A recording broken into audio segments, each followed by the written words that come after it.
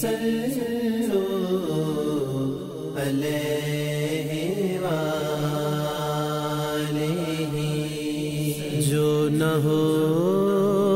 نبی صلی اللہ علیہ وآلہ وسلم ہے، حضرت سیدنا اسامہ بن زید رضی اللہ تعالی عنہ نے کہا کہ ہم نبی کریم صلی اللہ علیہ وآلہ وسلم کے پاس تھے۔ ایک صاحبزادی نے آپ صلی اللہ علیہ وآلہ وسلم کو پیغام بھیجا اور بلایا اور خبر بھیجی کہ ان کا ایک لڑکا موت کے قریب ہے۔ تو آپ صلی اللہ علیہ وآلہ وسلم نے اس سے کہا تو لوٹ جا اور ان سے کہہ دے کہ اللہ تعالیٰ ہی کا تھا جو اس نے لیا اور جو دیا، اور ہر چیز کی اس کے نزدیک ایک عمر مقرر ہے۔ تو ان کو حکم کر کہ وہ صبر کریں اور اللہ سے ثواب کی امید رکھیں۔ وہ خبر لانے والا پھر آیا اور عرض کیا کہ وہ آپ صلی اللہ علیہ وآلہ وسلم کو قسم دیتی ہیں کہ آپ صلی اللہ علیہ وآلہ وسلم ضرور تشریف لائیں۔ اس سے دوسروں کو قسم دینا جائز ہوا۔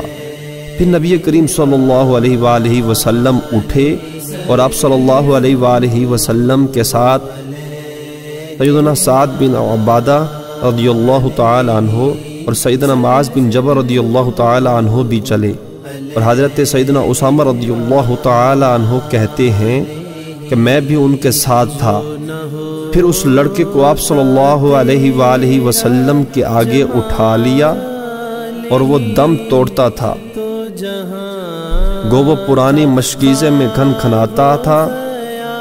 سو آپ صلی اللہ علیہ وآلہ وسلم کی مبارک آنکھیں رونے لگیں، اور سیدنا سعد رضی اللہ تعالی عنہ نے کہا یہ کیا؟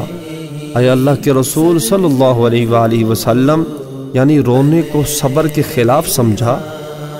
آپ صلی اللہ علیہ وآلہ وسلم نے فرمایا یہ رحمت ہے کہ اللہ تعالیٰ نے اس کو اپنے بندوں کے دلوں میں رکھا ہے، اور اللہ اپنے بندوں میں سے انہی پر رحمت کرتا ہے جو دوسروں پر رحمت کرتے ہیں۔